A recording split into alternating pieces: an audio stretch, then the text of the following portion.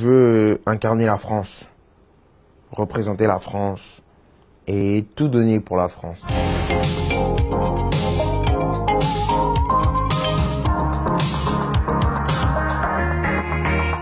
La Coupe du Monde, c'est autre chose, c'est le pays. Et le pays, il n'y a rien de plus fort. Représenter ton pays, tu représentes tous les gens de ton pays, tu représentes tous les Français. Donc moi, j'ai jamais eu l'occasion encore de disputer une compétition comme ça et ça doit être vraiment une émotion unique. C'est quelque chose d'extraordinaire. De dire que le sort de tous les Français, le bonheur de tous les Français est entre tes mains. Pour quel pays ça ferait pas de bien de gagner une Coupe du Monde?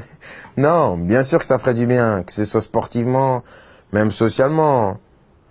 Ça enlève plein de problèmes. Ça enlève plein de problèmes, une Coupe du Monde. C'est regardé par des milliards de personnes, vous imaginez?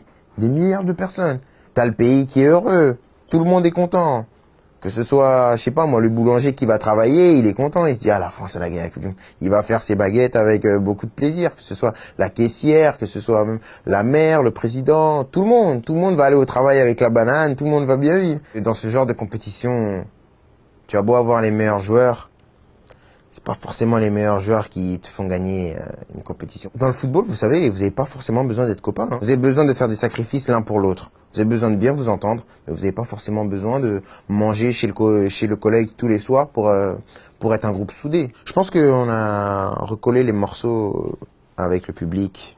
Il y a un travail qui a été fait sur l'image, même sur le terrain. Les joueurs étaient exemplaires. Le public essaye de remonter avec nous, en fait. Et ça, c'est bien parce en ce moment, on a l'impression qu'on ne fait qu'un, en fait. Je peux plus être monsieur tout le monde et, je sais pas moi, t'es chez toi, tu t'ennuies, tu fais une petite balade dehors.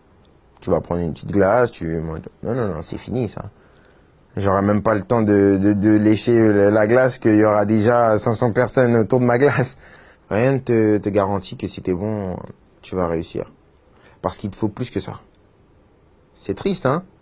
C'est triste, mais il te faut plus que ça. C'est quoi? Il te faut un mental à toute épreuve, déjà. Avant même d'être un bon joueur. Vous voyez, c'est un jeu, mais avant même de savoir jouer à ce jeu-là, il faut un mental à toute épreuve. Parce que du jour au lendemain, et ça c'est pas des paroles en l'air ou du blabla, tout peut s'écrouler. Et il faut être prêt.